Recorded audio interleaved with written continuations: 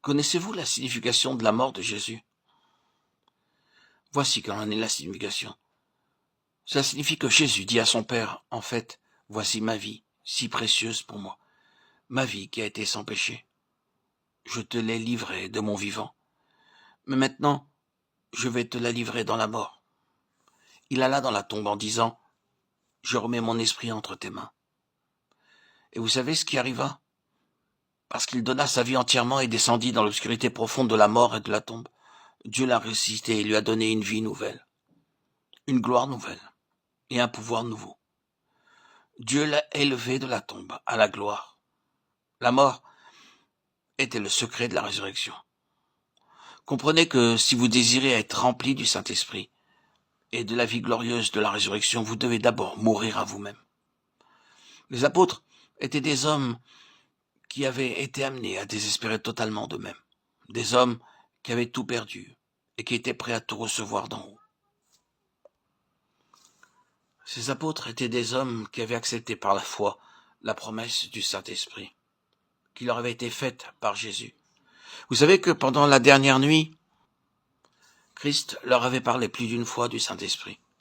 Et au moment où il allait monter au ciel, il leur dit encore, vous serez baptisés du Saint-Esprit dans peu de jours. Acte 1:5.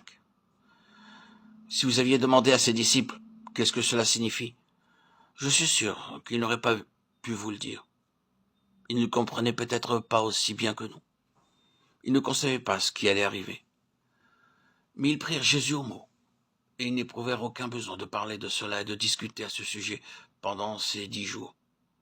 Je suis sûr qu'ils dirent, si Jésus, pendant qu'il était sur la terre, a fait des choses si merveilleuses pour nous, maintenant qu'il est dans la gloire, il fera des choses infiniment plus glorieuses. Et ils attendirent. Vous devez maintenant accepter cette promesse par la foi et dire, la promesse de la plénitude du Saint-Esprit est pour moi. Je l'accepte de la main de Jésus.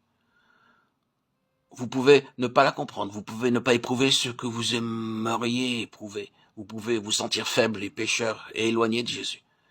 Mais vous devez venir à lui et dire, et vous avez le droit de le dire, cette promesse est pour moi. Êtes-vous prêt à le faire? Êtes-vous prêt à saisir par la foi cette promesse et l'amour de Jésus?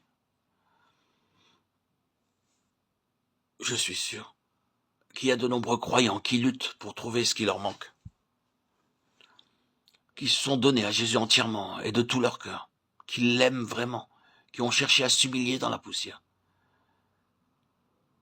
Mais ce qui leur manque, c'est qu'ils n'ont pas appris à dire simplement « Il l'a promis et il le fera ». Il est donc nécessaire, si vous croyez aux promesses de Jésus, et Jésus est fidèle, il accomplit sa parole, demandez au Seigneur, ô Christ, remplis-moi du Saint-Esprit, je te donne tout, accepte mon offrande. Ainsi, vous aurez la joie de connaître et de vivre en présence de l'Esprit de vérité.